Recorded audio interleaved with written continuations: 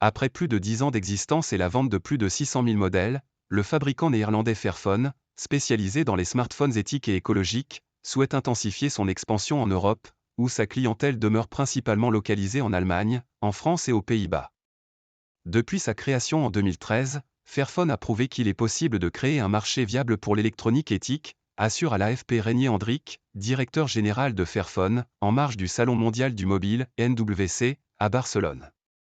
Le positionnement de l'entreprise est de proposer des smartphones facilement démontables, réparables et durables dans le temps, mais aussi fabriqués de manière responsable aussi bien sur les plans sociaux qu'environnementaux selon elle. Une grande technologie n'est pas un nouvel appareil photo, ou quelque chose que l'on utilise et que l'on jette.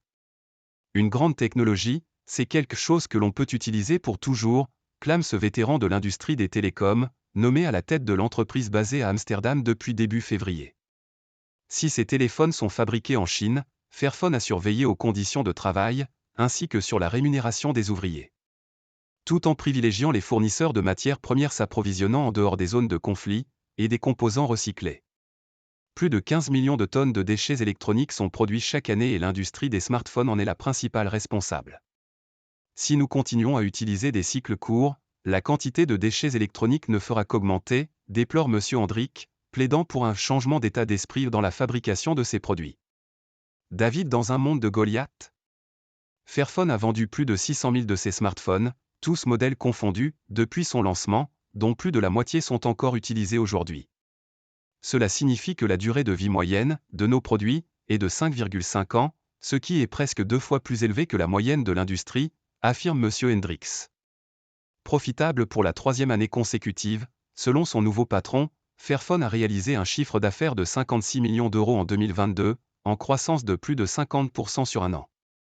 Mais il faut que l'entreprise soit plus forte, qu'elle se développe à l'international, qu'elle s'étende au marché entreprise et qu'elle soit beaucoup plus performante en termes de volume, car c'est ainsi que nous comptons notre impact à la fin, admet Régnier Hendrik.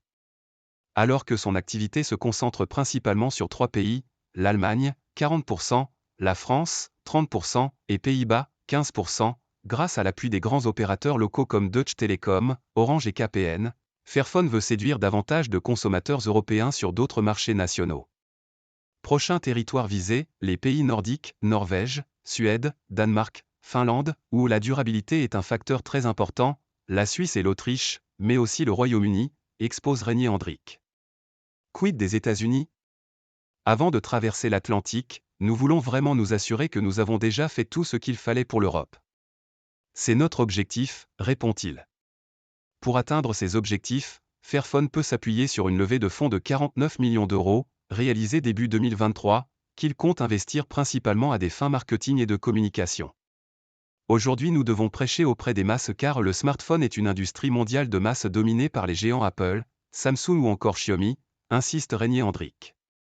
Nous sommes très petits, nous sommes restés le David dans un monde de Goliath et les Goliaths sont très forts et très grands, donc nous avons encore beaucoup à faire pour nous assurer que notre impact se développe de manière très rapide et durable, complète-t-il.